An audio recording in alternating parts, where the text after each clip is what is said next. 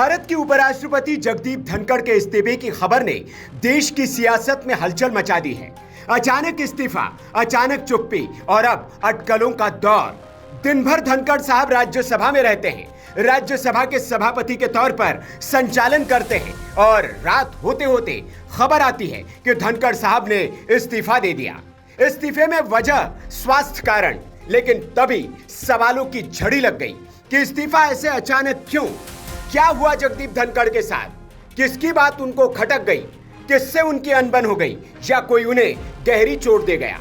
सवाल कई और जवाबों में तरह तरह की अफवाहें, तर्क और तथ्य।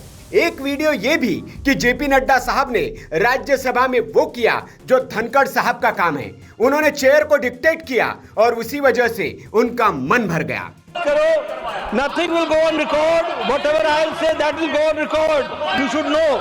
जी हां, पहलगाम पर चर्चा की मांग करते हुए विपक्ष को जवाब देते वक्त जेपी नड्डा साहब खुद सभापति बन गए और वे डिक्टेट करने लगे कि क्या रिकॉर्ड में जाएगा और क्या नहीं। वैसे ये काम सभापति का है, लेकिन सभापति इस पर मौन रहे। तो क्या ये वजह थी? लेकिन सूत्र बता रहे हैं कि मामला इससे बड़ा है। कुछ रिपोर्ट्स का दावा है कि धनखड़ अपनी भूमिका को लेकर असहज महसूस कर रहे थे। कई बार सरकार की नीतियों के पक्ष में उनकी सार्वजनिक टिप्पणियां विपक्ष के निशाने पर रही, खासकर किसानों के मामले को लेकर। कहा जा रहा है कि सरकार के साथ उनकी अनबन चल रही थी। वहीं एक थ्योरी ये भी है कि धनखड़ को अब बड़ा प्रशासनिक या राजनयिक पद दिए जाने की तैयारी है। कुछ सूत्रों का कहना है कि उन्हें राष्ट्रपति बनने के लिए अगला चेहरा भी बनाया जा सकता है। हालांकि इस पूरे घटनाक्रम पर न तो सरकार ने कोई आधिकारिक प्रतिक्रिया दी है और न ही धनखड़ ने खुद इस पर कुछ कहा है, लेकिन सियासी गलियारों में यह इस्तीफा 2026 की तैयारी का हिस्सा माना जा रहा है।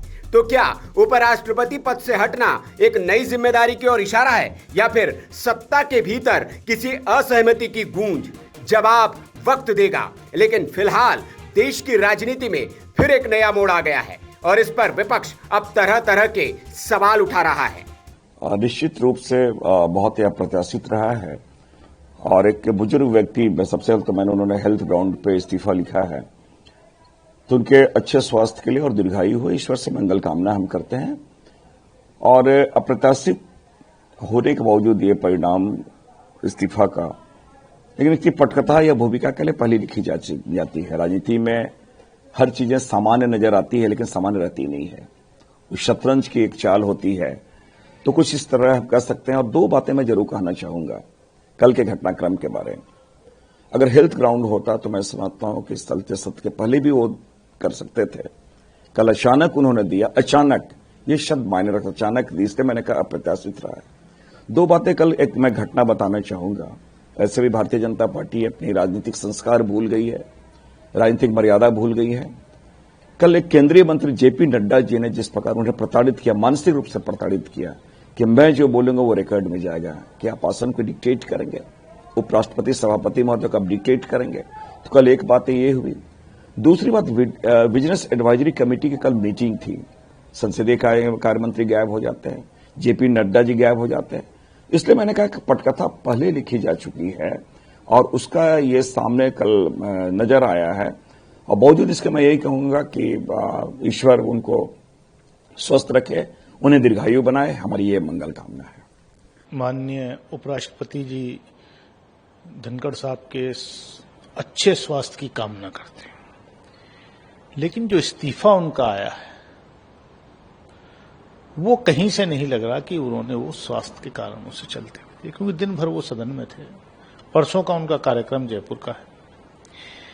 हाँ, सियासी गलियारों में जो चर्चाएं होती हैं उस तरीके की चर्चाएं पिछले दिनों भी सुनने में आ रहा था कि उपराष्ट्रपति जी को भाजपा के कुछ मंत्री नेता ऊपर से, टॉप से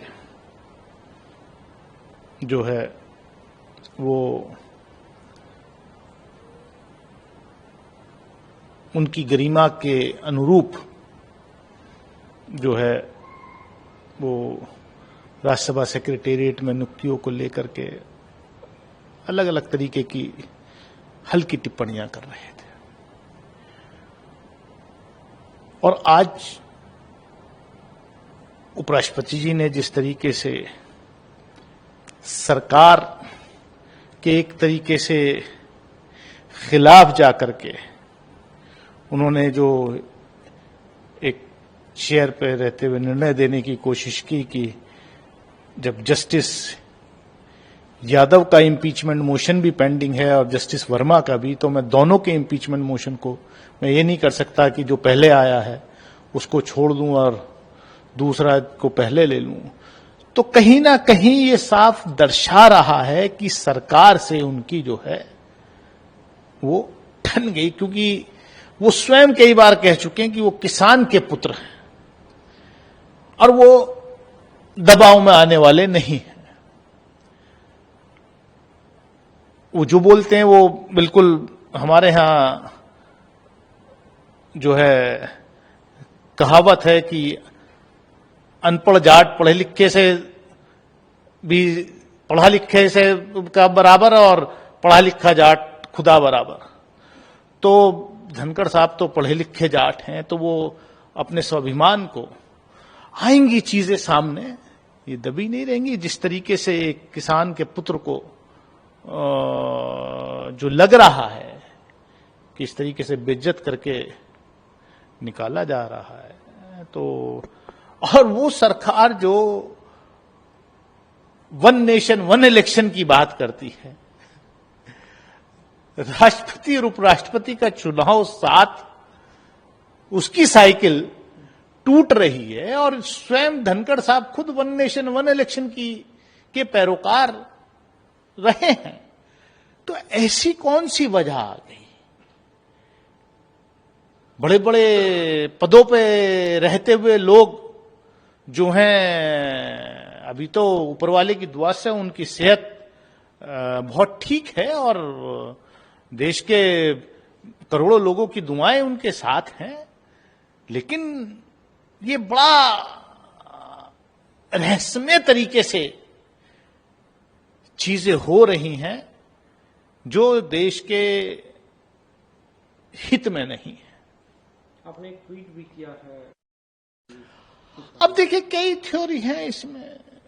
कुछ लोग कह रहे हैं कि भाई ये मोदी जी के लिए संदेश है कि पहले धनखड़ साहब इस्तीफा देंगे 75 से होने से पहले, फिर मोहन भागवत खुद इस्तीफा देंगे कि मोदी जी आप भी, क्योंकि आपका ही बनाया हुआ ये अनडिक्लेयर्ड, जैसे अनडिक्लेयर्ड इमरजेंसी आपने देश में लगा रखी है, ऐसी अनडिक्लेयर्ड ये कानून आपने स्वयं भाजपा के नेताओं के ऊपर लागू किया कि देश में 75 साल से की उम्र के बाद रिटायरमेंट में जाना चाहिए।